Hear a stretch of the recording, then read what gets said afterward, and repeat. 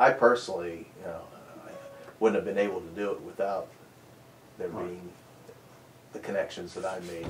Right. Through Yeah, all and that. you know, just a comment about the situation before that is that the bad thing is that's happened is people aren't as interested in hearing live music, it seems like, as they used to be way back in the 70s, back when I was playing a lot. There was a lot of work for musicians then. Mm-hmm. But the internet, as far as giving you connections, allowing you to release music and let people around the world hear it, and, I mean, those channels just weren't there years ago.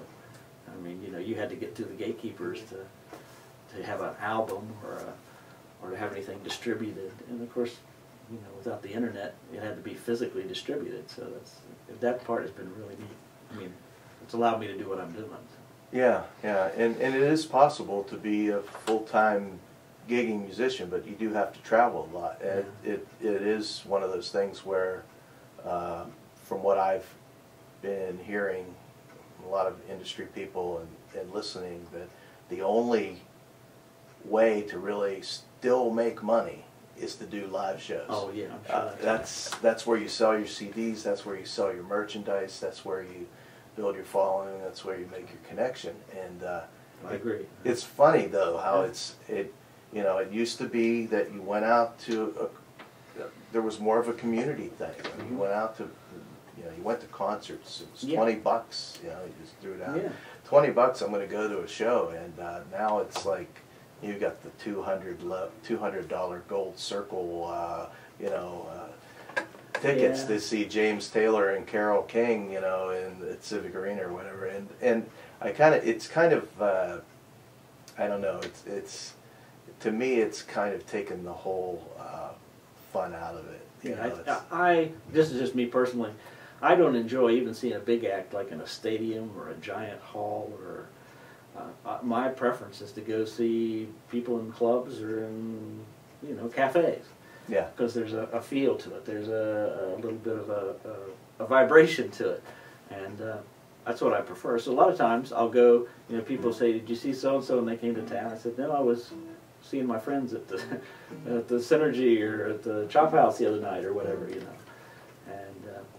that's just what's more comfortable for me, besides paying the large money to ticket prices. sit way back and see little people. Yeah, ticket price. I mean, I would rather go out and buy a DVD. Yeah. It's like, well, I can see the whole show right in the convenience of my home, and listen to it in 5.1 surround, sound and all that, So, you want to dig into something else for us? We'll do. Get a little more serious. We'll do. This is a traditional song here.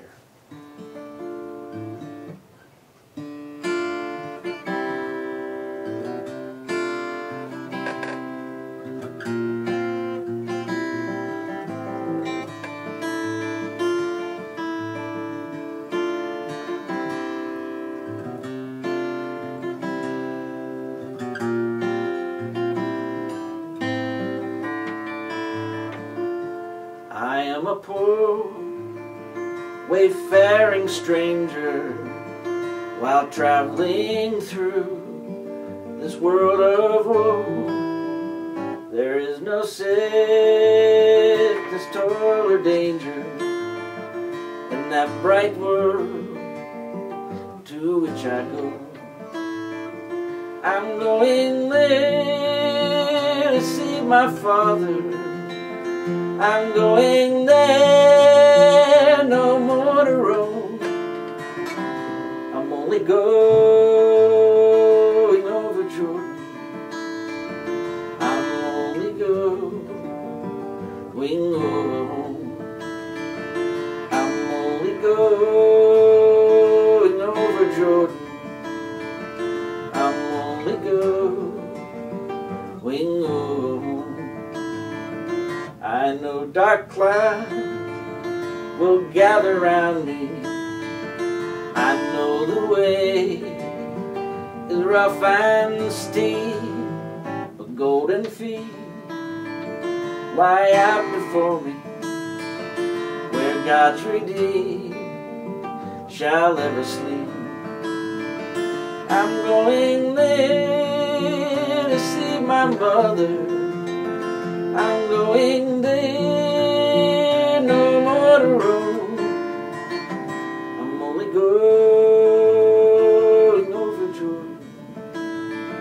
I'm only going over home. I'm only going over Jordan. I'm only going over home.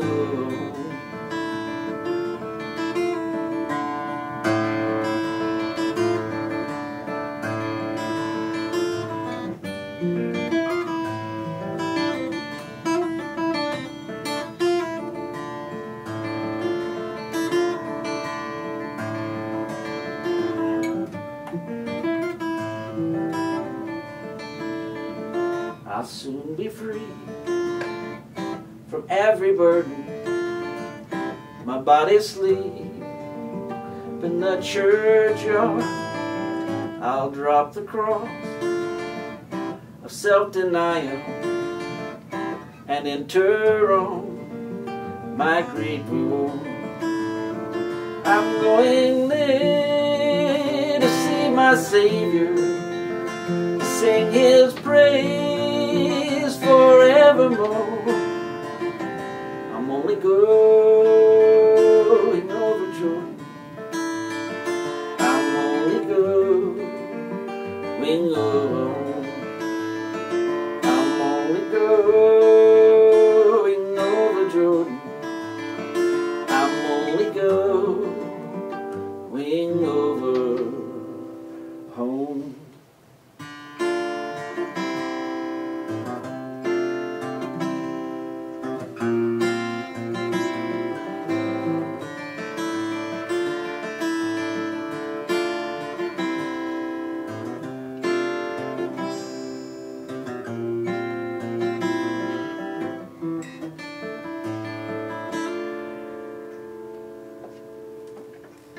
It's you know, I say I always have to hold back about I want to clap, you know, applaud, you know. And yeah, that's you know, it's a standard. I really like your arrangement of that song.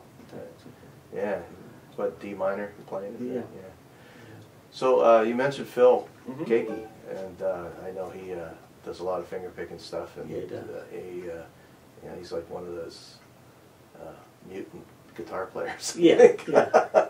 I have one Yes. of his. I think I have one of his DVDs where I rented it at one point, and you know, he was doing all this. I mean, just amazing stuff like years Yes. ago. You know, and now I guess he's gotten into the whole Christian. Well, I mean, he always was, but Christian rock scene. I guess you know. What? How did you come? How did you meet Phil, and how did that all come about? if you don't It mind gets kind of complicated, but in a nutshell, I went to New York. He was part of a Christian community there in upstate New York. Met in a dairy barn up there. You know, it was kind of the leftover hippies at that point. And I went up to visit. We ended up over at his house playing guitar. And he says, "Wow, man," he says, we were playing actual guitars together. He was saying, you know, "I want to start a band. I need a bass player. You want to be a bass player in my band?" I said, "Well, maybe so."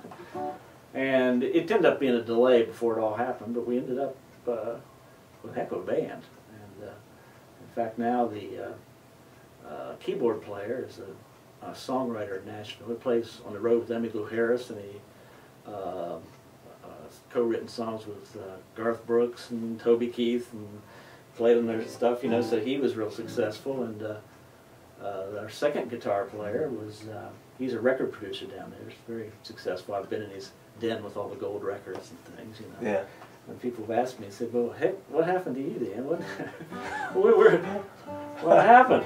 And I said, "Well, I guess I dropped out to have a family, and so I got behind the curve." Of course, they're very talented fellows too. Those three people. You know. Oh, yeah, you are too. Don't sell yourself short there. That's a pretty amazing story. What did you play on any recordings or just? Yeah. There was one called "Emerging," and then it was in '77 we recorded it out in Chicago, and then there was a delay releasing it because you know, it was back in the vinyl days. Yeah. And Elvis Presley died.